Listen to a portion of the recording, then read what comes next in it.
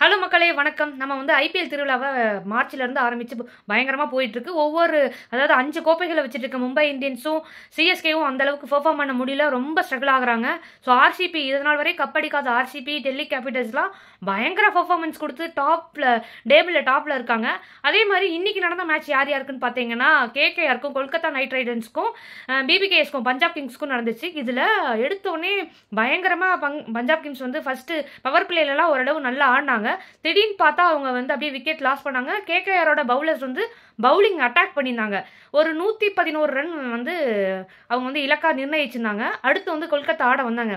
111 ஈஸியாக அடிச்சிடலாம். கிட்டத்தட்ட ஒரு 75 ரன் வரையும் 2 விக்கெட் 3 விக்கெட் தான் போயிருந்துச்சு. ஸோ கண்டிப்பாக கேகேஆருக்கு வந்து ஒரு பெரிய நெட் ரன் ரேட்ல வந்து வின் பண்ணுவாங்கன்னு எல்லாரும் எதிர்பார்த்துட்டு இருந்தாங்க. திடீர்னு பார்த்தா பஞ்சாபோட பவுலிங் அட்டாக்கு சேகல் வந்து இவ்வளோ தூரம் நல்லா பெர்ஃபார்ம் பண்ணல இந்த ஐபிஎல்ல. இன்னைக்கு 4 விக்கெட் எடுத்திருக்காரு. ஸோ யாரெல்லாம் விக்கெட் எடுக்கலையோ அவங்க எல்லாமே பஞ்சாப் டீம்ல விக்கெட் எடுத்து அதை வந்து கேகேஆர் வந்து 95 ரன்ல வந்து ஆல் அவுட்டு. ஸோ அதாவது இதுக்கு முன்னாடி சிஎஸ்கே வந்து 116 ரன்னு 11க்கு 95ல் கேகேஆர் ஆல் அவுட் ஆயிட்டாங்க.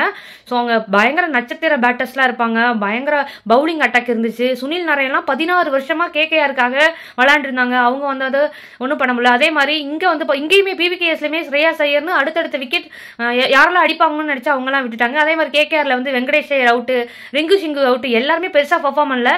ஸோ 2 பேர் தான் பெர்ஃபார்ம் பண்ணாங்க. அவங்களுமே ரகுவன்சி ஐ திங்க் அவங்க பெர்ஃபார்ம் பண்ணாங்க. ஸோ அதில் வந்து அதுக்கப்புறம் வந்து வந்தவங்களாம் அடுத்த பஞ்சாப் கிங்ஸ் ஜெயிப்பாங்கன்னு யாருமே நினச்சி பார்த்துருக்க மாட்டாங்க.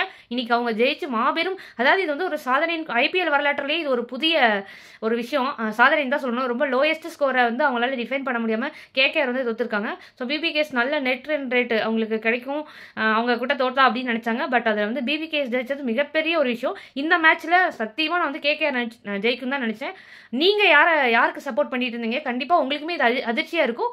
Cricket is a funny game. டெய்லியும் இந்த மாதிரி நம்ம எக்ஸ்பெக்ட் பண்ணாதெல்லாம் நடக்கும்.